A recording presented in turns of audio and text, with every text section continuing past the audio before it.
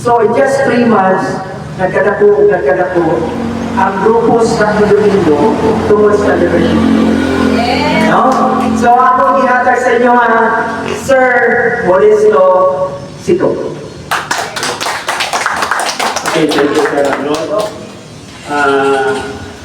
Okay. Hello. Hi! Hi. Hello!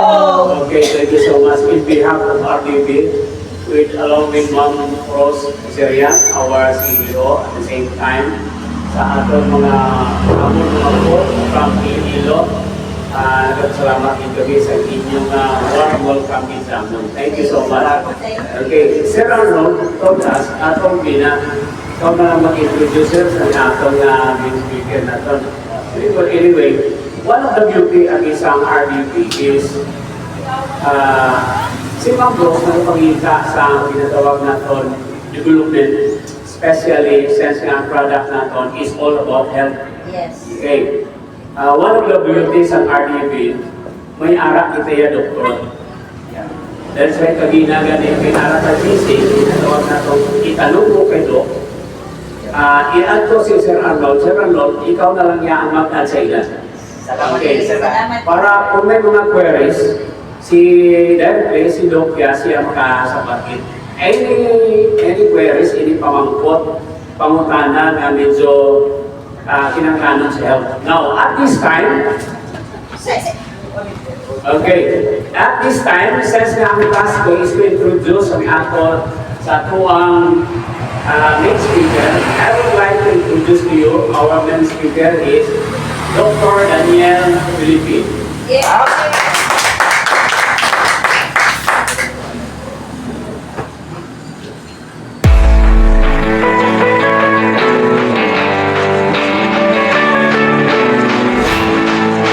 Good afternoon po sa inyong lahat. Before tayo mag-discuss ng bata, may ilang things na akong gustong i-share sa inyo kasi with regards to the setup na ginawa natin, most of you nagkakaroon ng problems sa kidney.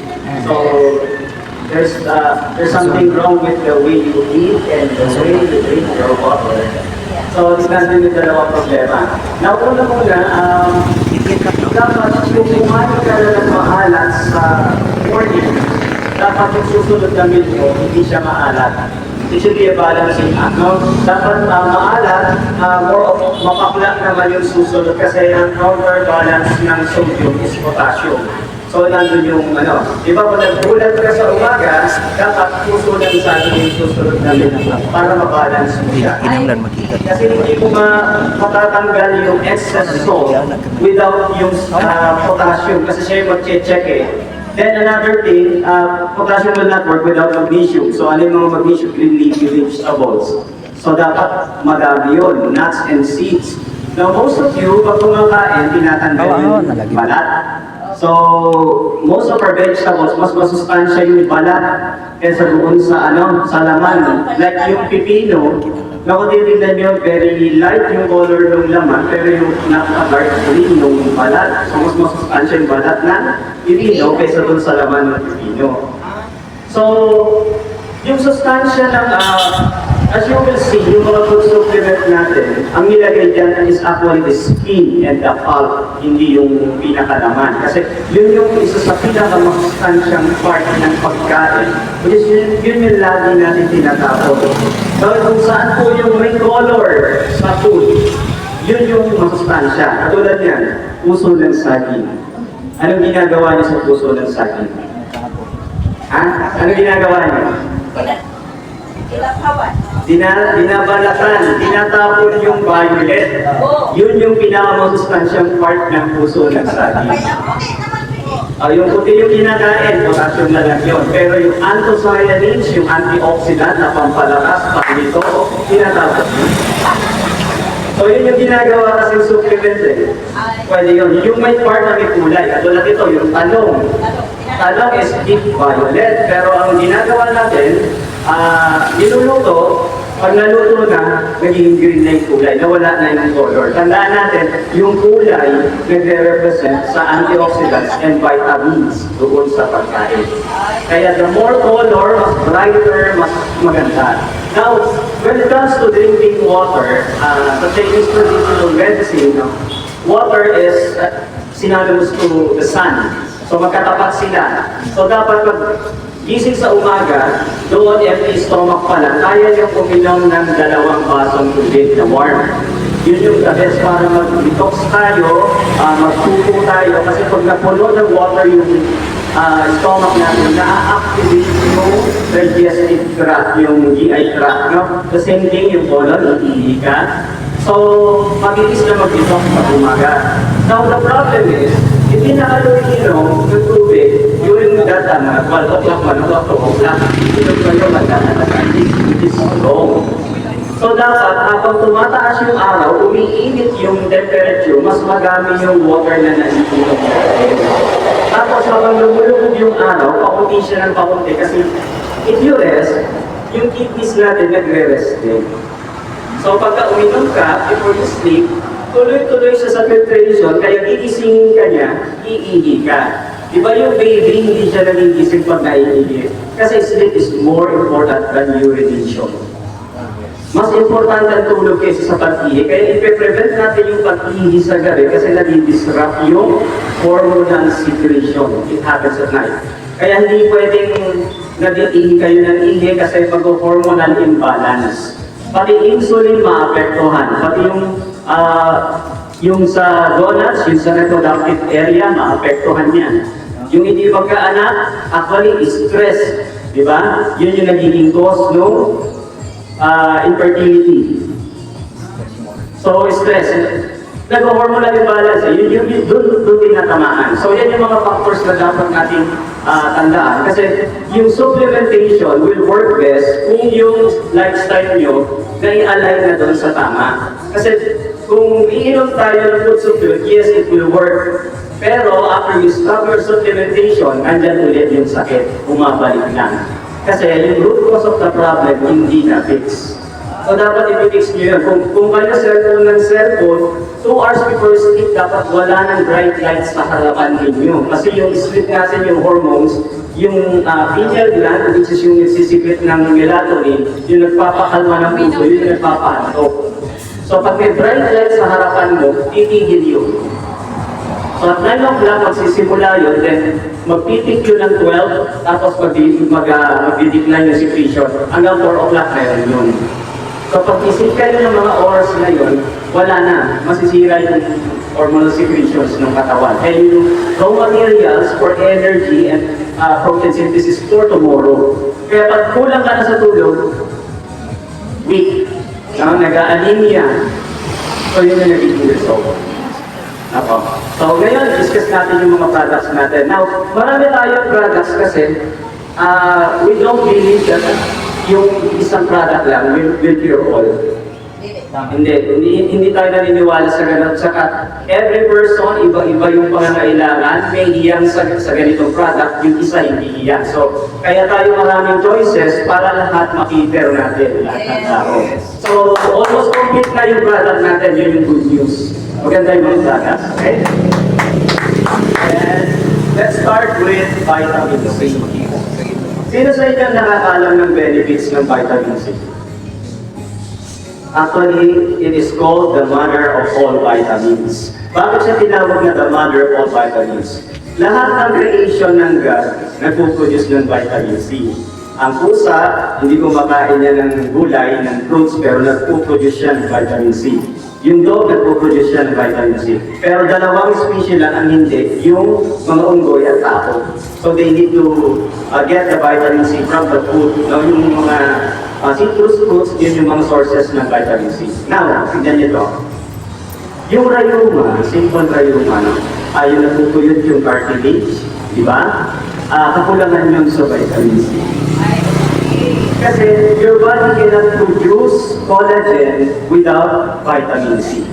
So yung nandito natin sa tube natin, ano yan, cartilage yan, part ng collagen yan, isa sa mga peptides ng collagen. So your body produces at least mga 11 peptides of collagen. May collagen sa mata, may collagen sa buhok, may collagen sa skin, there's collagen in your arteries and muscles, iba-iba po lahat yun. And when you take vitamin C, pinapataas niya yung production ng lahat ng collagen. Kaya yung mga laulaw na skin, makikita nyo pag high dose yung vitamin C, nag-confirm yun. You have lesser wrinkles pag mataas yung dosage ng vitamin C. And it so happens, vitamin C also has brightening effect. So pagka yung daily dose mo ng vitamin C, umabot na siya ng 2,000 milligrams, no? By the way, walang overdose sa vitamin C kasi sa practice namin, itinatry namin ipasok sa katawan ng may cancer up to 10,000 milligrams of vitamin C per day. So ang side effect lang po ng pag-oral, magtatay ka. So, yung tamang dosage lang is commitment po lang 1,000 mg per day. Pero if you want to maximize yung beautifying effect ng beauty effect ng vitamin C, take at least 2,000 mg per day. Now, you have a brighter skin, less wrinkles, and then better collagen production sa skin at saka dito sa mga tuhod-tuhod natin. So, yun yung mga mapapakinabangan natin with vitamin C. Then, what is zinc? Sino na nakalam ng zinc? Zinc is a mineral. One of the minerals na very important sa body. Actually, zinc is in the immune system. So, it is a strong viral debilitant. So, ibig sabihin, pag may infection ka, whether viral siya or bacterial infection siya, pag may zinc ka sa katawan, and it's enough, papasok yun sa loob ng cell, tapos ipaparalyze niya yung mga bacteria and viruses sa loob. Yun yung trabaho ng zinc sa immune system. Secondly, zinc is also relaxant. Kaya yung sinabi niya, uminom ako ng vitamin C, nakatulog ako, ilan yung ininom ko? Apat. Kasi pag mataas yung zinc ninyo, magaling din siya magpatulog relaxant siya. So, yun yung isa sa mga sikreto. Para makatulog kayo, taasan nyo yung vitamin C with zinc. Now, yung zinc din is necessary for the reproduction of sperm cell at saka egg cell. Kaya pag nalilimit yan or nagkakaroon kayo ng zinc deficiency, nagiging infertile, nagiging patay yung mga sperm cells na nilalabas ng lalaki na hindi nakakabuntis. So it's very important na kung gusto mag-conceive, yung both the female and the male, dapat enough yung zinc intake nila on a daily basis para magkaroon ng reproduction or mabuntis. Now, yung glutathione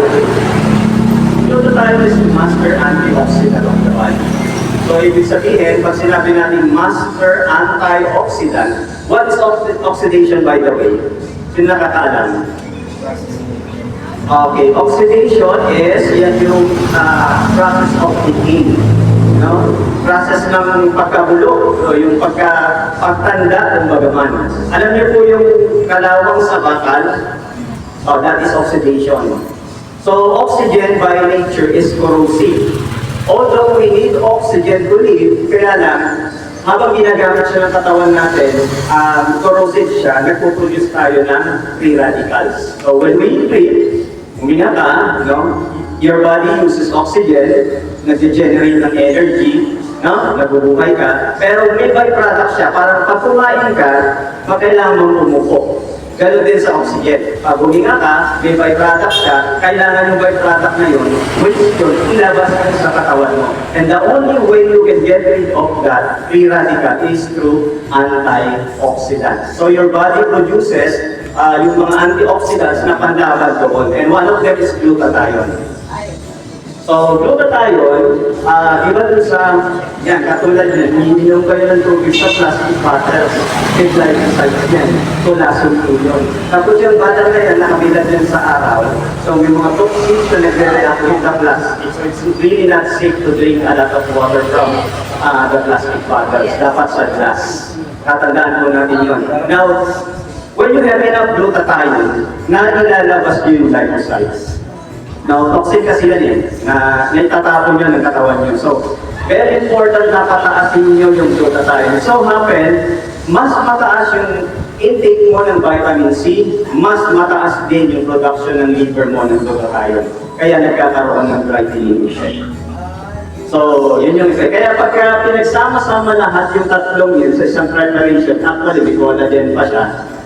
So, makikita nyo yung this product is really designed as a beauty product. Kasi yung combination niya talagang tina-target yung pagganda ng balat. Alam niyo ba, pwede kayong pumuti in a span of mga 4 days lang, pero may technique kasi kung paano niyo siya i-inhale.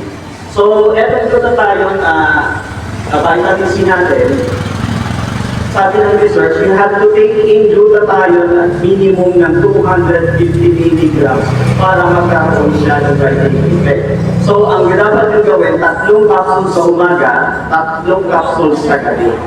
In less than 1 week, makikita nyo brighter yung skin nyo, tapos mas lesser yung wrinkles, then talagang nakikita nyo yung nag-glow siya.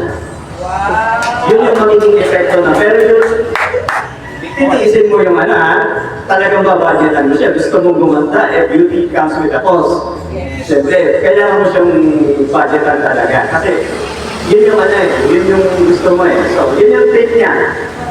Kung may maintenance lang, 1 capsule sa umaga, 1 capsule sa gabi, it's just enough for, parang antioxidant lang siya. Pero kung gusto mo maging beauty product siya, 3 sa umaga, 3 sa gabi. Yun yung tamang tuloy niya. So, before or after? I suggest you take it after meal kasi yung glutathione mainit sa tiyan. So after meal mo siya i-take. Tapos, di ba may vitamin C na siya, you can still add more vitamin C. Pwede mo ba siyang dagdagan ng sodium ascorbate o kaya yung vitamin C na herbal. Pwede pa rin.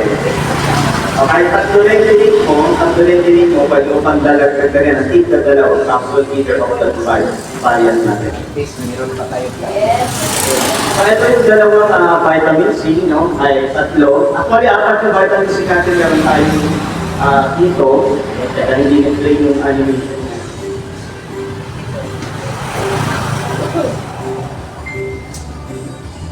Okay, so ito yung other 3 variants ng vitamin C, no? Ito yung vitamin C na herbal, ito yung sodium ascorbate with zinc. So, lahat lang ito may vitamin C pero nagbabari lang sa miligram. Ang may pinakamataas na vitamin C is yung sodium ascorbate. So, ang tamang inom niyan as maintenance, 2 capsules sa umaga, 2 capsules sa gabi. Okay, yung vitamin C per se, nag-detox yan pag meron kang problem sa lungs. So, if you're taking it at high dose, huwag kayong magugulat, lumalabas yung phlegm. So, yung mga may problem sa lungs, lalo na yung sinabihan ko sa inyo mag-explain, you can actually take high dose of vitamin C para lumabas kung ano man yung nandun sa lungs. Para yung may asthma, no, dapat mataas kasi yung vitamin C. Now, ano ba yung differences ng tatlo? If you're going to look at the ingredient, ito yung in-explain natin kanina na may glutathione. Then, etong isa, sodium ascorbate, na meron siyang 300 mg of sodium ascorbate. Pero meron pa rin siyang guava extract and rose hips. May vitamin C pa rin yun. Iba-iba kasi yung type ng vitamin C. Yung nabibig nyo sa butika, that is ascorbic acid, yung maasim. No? Yung maasim, pag ininom nyo yun, later on, i-convert din yun ng body nyo sa ascorbate. So pag uminom kayo ng sodium ascorbate, mas readily available yun kasi hindi na i-convert ng body. So yun yung pagkakaiba nila. So mas matagal ma-absorb ang ascorbic acid compared sa sodium ascorbate, which is readily available for absorption. So yun yung kagandahan nun. Kaya kung bibili ka, you're thinking, ay mahal ang sodium ascorbate ninyo kasi kung kukompute, nasa ilang piso yan, piso lang sa butika, 150 lang or 2 piso lang. Yung absorption niya is mas mababa and then mas matagal siyang umepekto because of the process of conversion from acidity to ascorbate. So yun yung pagkakaiba. Now, ito namang herbal, guava, malunggay, bignay, rose hip, and may mineral siya. So, yan yung mga naturally occurring vitamin C sa environment. So, ibig sabihin, you can get it, no? Ito, ibibigay niya sa iyo yung pinaka-natural na vitamin C. Kasi yung sodium ascorbate, although readily absorbable, formulated pa rin yan sa laboratory. Kasi dalawa yung pinag-combine, sodium plus ascorbate. So, synthetically prepared pa rin. So, the most natural vitamin C na meron tayo is itong herbal. Then, pwede nyo rin siyang ibigay sa mga bata. Yung herbal. Pwede nyo buksan yung capsule kung hindi pa kaya sa lumulok ng capsule, no? Buksan nyo, ihalo nyo sa pagkain pagkakulit. Kasi parang pinakain nila ng gulay yung baby ninyo. As young as mga 1-year-old pwede na po siya. Dito sa herbal vitamins natin. Bawal po naman sir, go out up, itong mixing out. Bawal pa kasi ano kung titignan mo kasi yung requirement ng baby sa seed, pagka mataasan, medyo toxic sa kanila pagpata. So, ito yung pinaka-safe. May options tayo. Ito, before I forget now. Pag may trangkaso, that's the time i-increase mo yung intake ng vitamins. It can go as high as 5,000 milligrams. So, pwedeng apat beses sa araw.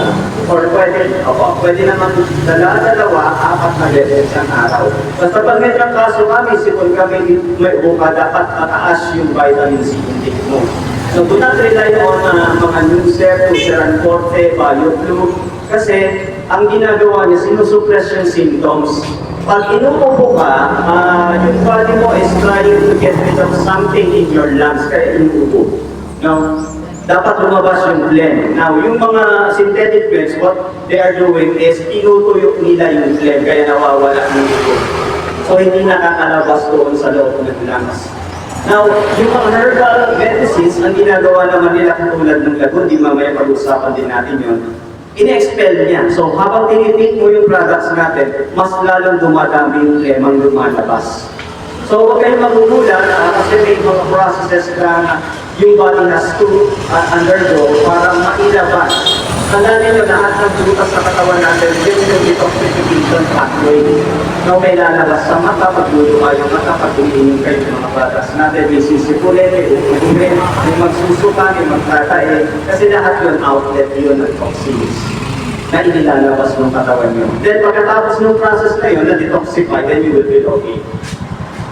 So, kaya huwag magugulat na kasi we had cases na biglang nilaglat ng matik ng vitamin C. So, happen meron palang gangrene, no?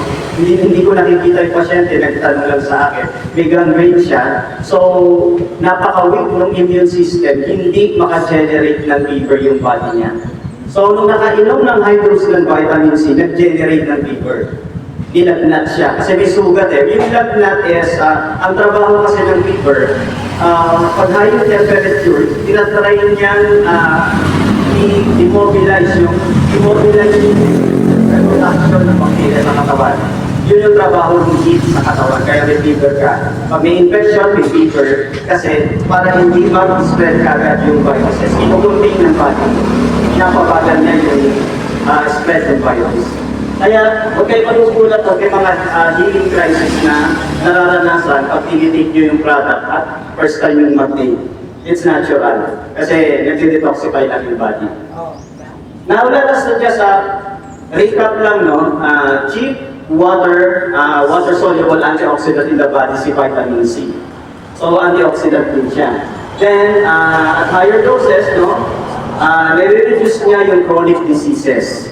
So kung kayo may sakit sa puso, may diabetes kayo, may hypertension kayo, you need vitamin C.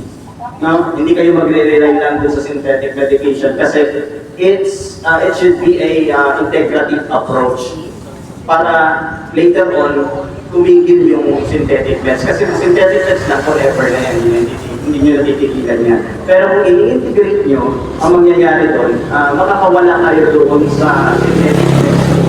Kasi yung root cause ng problem na support. Then, cardiovascular disease, upper and lower respiratory tract infections, even cancer, ginagamitan ng vitamin C therapy. Now, it helps battle high blood pressure by relaxing the blood vessels, facilitates fat and cholesterol metabolism. Kaya pag mataas yung cholesterol mo, kailangan mo mag-vitamin C. Di ba may sinabihan ako sa inyo ang mga cholesterol prescribe? Yun yung indication kailangan mo mag-vitamin C. Now, this is one of the vitamins that can actually reduce yung uric acid. Di ba pag mataas ang uric acid mo, may rayuma. So, by taking high dose of vitamin C, mapapababa mo yung uric acid mo. Of course, with water therapy, kailangan magkasabay. Mataas yung dose mo ng vitamin C, then you drink a lot of water para mailabas mo or ma-excrete ng kidney mo yung uric acid. Wala din, kumain tayo ng peanuts, naubos ko yung peanuts ko, dami-dami. So kailangan, I need to drink yung 1 liter na yun para ma-hindi ko yung uric acid niya. So ganun po yan ha, pag kumakain kayo ng food na mataas yung uric acid, uminom ng maraming tubig, mag-take ng mataas na vitamin C para ma-eliminate yung uric acid. Then helps fight iron deficiency anemia by improving iron absorption. So sino dito anemic? Ayan. Kailangan mo ng vitamin C tapos mag-take ka rin ng spirulina na nakalimutan ko ilagay sa paper mo. Kasi yung spirulina may iron siya para sa anemia mo. Ayan, nagbubush siya ng immune system. And then yung may sugat kayo na hindi gumagaling, kailangan nyo rin ng vitamin C with zinc. Kasi yun yung cofactor para mas mabilis gumaling yung mga wounds natin. Okay, so let's talk about spirulina. Yung ating spirulina, hindi lang siya spirulina. Marami siyang ingredient. Although pinakamadami spirulina, meron din siyang barley, may malugay din siya, and meron siyang probiotic. Ang trabaho ng probiotic, yan yung good bacteria sa tiyan. Now, tatanungin niyo kung ano yung mga good bacteria. Sometimes kasi natin may population yan ng yeast, no? May population siya ng bad bacteria, and may population din siya ng good bacteria. Probiotics are good bacteria. So, yung mga bacteria na yan, nag-help yan para ma-digest yung food natin at ma-absorb yung mga vitamins. So, pag mababa yung probiotics mo, yung absorption ng nutrients, mababa din sa katawan mo. Katulad yan, nag-antibiotic ka. Huwag na, no? Patay yung mga probiotic mo sa tiyan. So, the best thing na gagawin mo, mag-take ka ng spirulina at high dose para ma-replenish mo yung number ng probiotics sa tiyan. So, ganun po yun. Di ba pagka nag-antibiotic kayo, nagpo-constipate, hindi makapupo. Tapos, sa mga babae, nagkakaroon ng yeast infection after 7 days na antibiotic, nanganakit. Yung panganakit dun sa puweta. Kasi yeast infection yun. Na-out-balance yung population ng bacteria sa tiyan mo. Namatay yung good bacteria, natira yung bad bacteria, which is yung yeast. Kaya nanganakit. So, tama approach doon, mag-take na ng probiotic para may balik po yung balance ng flora. So, yun po yun. Nakakatulong yung spirulina kasi may probiotic na siyang kasama. So, maganda rin siya sa mga may bukol, lalo na sa mga may goiter na hypothyroidism. Ilang gagawin po yung spirulina. Kasi mataas yung iodine niya, which is one of the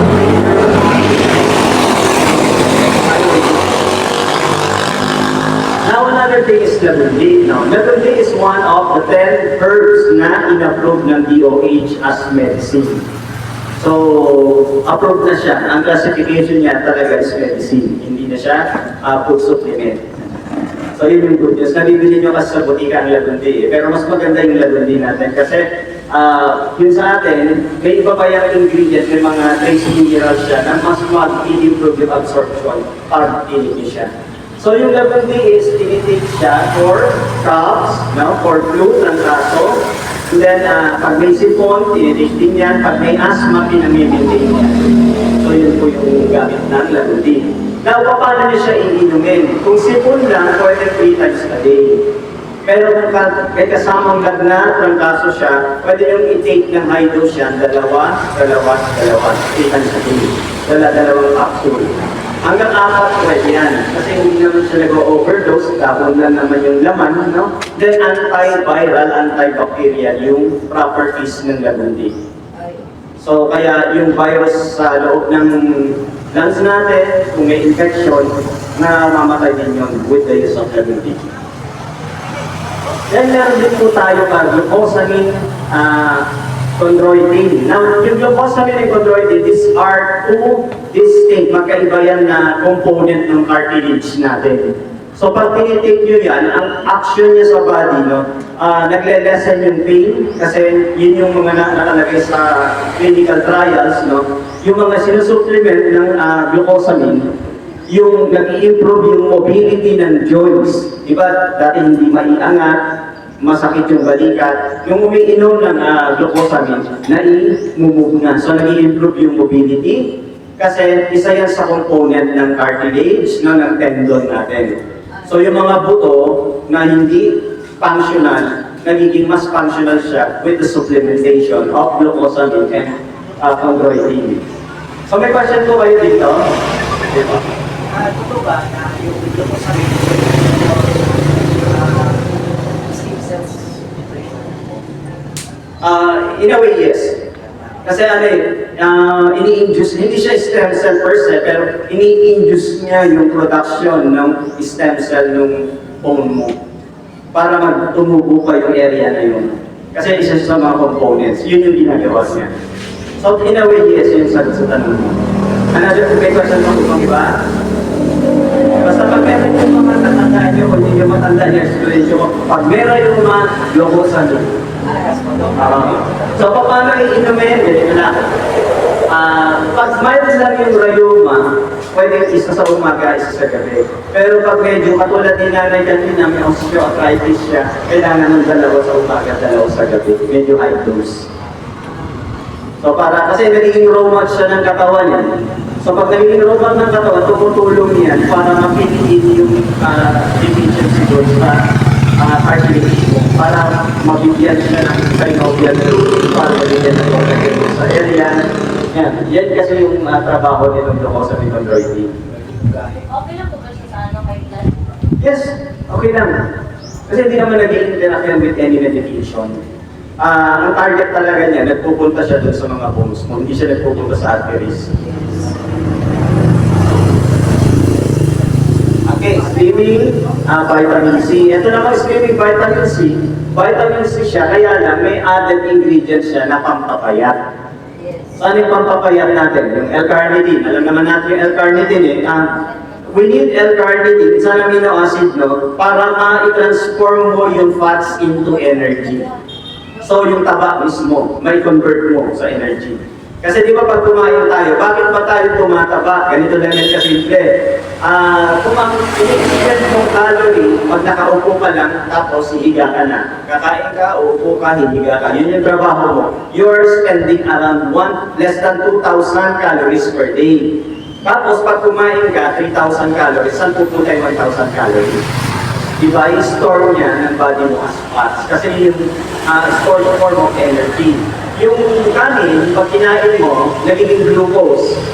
Then yung glucose, tina-turn ng body mo into ATP or adenosine triphosphate, which is yan mismo yung energy.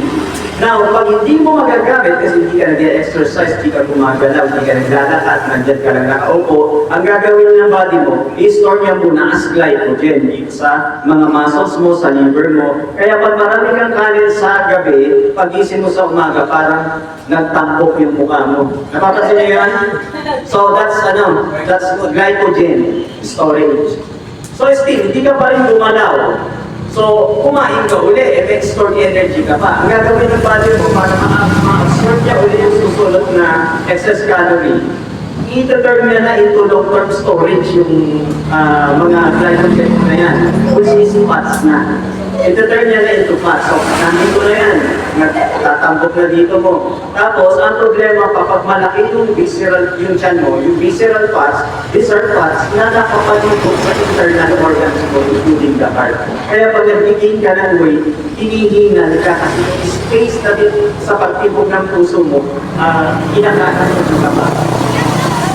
Kapag mataba ka, konting lakad, hihingalin ka. So, anong solusyon doon? Magpapayat ka. Mag-exercise ka. Mag-take ka ng mga pampaislim na products para mas mabilis ma-transform yung fats into energy para pumayat ka, katulad nitong slimming vitamin C. No, meron siyang L-carnitine. Yung Garcinia cambogia, the same thing. No? Ganun din yung trabaho niya sa body. Aside from appetite suppressant siya, wala kang ganang kumain pagka nagtitake ka ng Garcinia cambogia. Tapos, nagtutulong din siya para yung body mo i-convert yung fats mo into energy. Provided, nagkakaroon ng caloric deficit. Ang ibig sabihin nun, walang sumapayat na hindi nag-diet. Clear po ba? Kasi baka sabihin nyo, nagtika ko ng vitamin C, takaw-takaw mo naman, hindi ka pa rin papayat. Kailangan mo mag-diet and exercise kasi magkakaroon ng caloric deficit.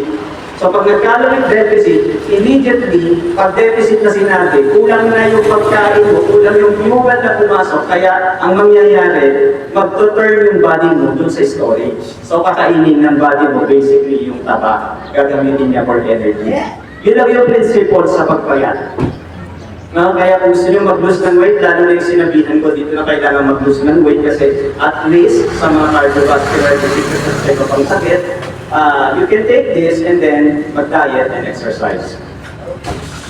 Proven and tested, sir. Okay, liver vein. Ever may. Ang liver vein is, binibigay namin actually si milk diesel, meron siyang component ang tawag na silimarin. Yung silimarin actually is hepatoprotein siya.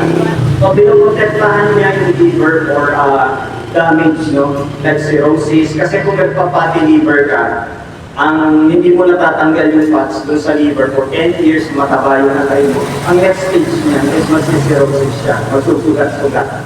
So, pag nagsugat-sugat na yun, nagkakaroon ng fibrosis, so sira na yung liver mo, hindi na siya magpapunction. So, yun na yun, hindi ka na maka-metabolize kasi the liver actually is any gland ng katawan mo. Anything you need in your body from protein synthesis, no?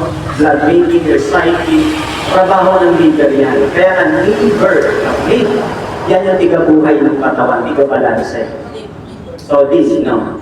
You need to live, you have the liver. Siya yung bumubuhay sa atin on a daily basis. If your blood is toxic, no, nakakain ka ng lason, liver mo ang sasalo. Siya ang mag-absorb ng lason. So if you have excess vitamin C dahil nag-high dose ka, hindi pa kailangan ng body mo, i-absorb din yan ng vitamin ng liver mo for future use. Storage din siya ng mga vitamins. So yan yung function na liver natin. Kaya pinakamalaki siya sa loob ng katawan natin. Now the problem is, a lot of us kumakain ng marami. Kasi yan yung pinaka-favorite natin, di ba, nung bata tayo. Anong pinaka-favorite subject mo? Recess. So ever since talaga, paborito natin ang kumain. So pagka tayo nakakain, parang hindi buo yung araw natin, kailangan kumain ng kumain. So, which is mali. Kasi tayo mabusog. Wala na tayo dun sa time na yung kailangan mo kumain ngayon ng kumain kasi bukas baka walang pagkain. Di ba may taggutom? Ganun yung mga animals eh. Nakikita niyo sa safari, di ba yung mga lions, pag tigilan yung kinakain nilang meat, malaki na yung tiyan. Kasi baka bukas or sa third day, sa buong mundo, wala na silang mahuli. Kaya yun yung instinct nila. Wala tayo sa ganung situation. Kaya hindi nyo kailangan mabusog during the meal. Dapat nalalaman ng siya. Kasi yan yung magiging root cause ng mga metabolic diseases sa katawan like diabetes, obesity, cardiovascular disease, hypertension. Yan yung pagkain na yan. Pag hindi natin na-modulate dyan na hindi natin pinigilan laging busog, marami tayong magiging sakit. So, etong liver vein, pinoprotektahan niya yung atay from getting fat. No? Kaya lang, still, kahit may liver vein kayo, kung matakot pa rin, wala pa rin, tutuloy pa rin yung fatty liver. So kailangan, kaya nga dinidiscuss ko ito kasi yung natural medications, no, kailangan kasama niyan yung pag-ayos doon sa, yes, discipline, pag-ayos sa food and exercise and everything, pati sleep, para bumalik tayo. Yes. Okay? So kung may problem sa liver, pwede isa sa umaga, isa sa gabi. Pero kung medyo may pagka-severe yung fatty liver, no, like yung mga alcoholic fatty liver, sila yung nagsisirrhosis eh. So yung mga ganun cases, dapat mas mataas yung intake. Pwede dalawa sa umaga at dalawa sa gabi capsules. Now, let's go to diabetes. Pag tumaba na yung liver, mataas yung risk mo magkaroon ng diabetes. Bakit? Kasi ganito yan eh. Yung excess na carbohydrates nagiging glycogen, and then later on, ina-absorb ng liver, nagiging taba para bumaba yung sugar mo. Yun yung trabaho, no? Ng insulin. I-convert yung excess sugar into fats para bumaba yung blood sugar natin.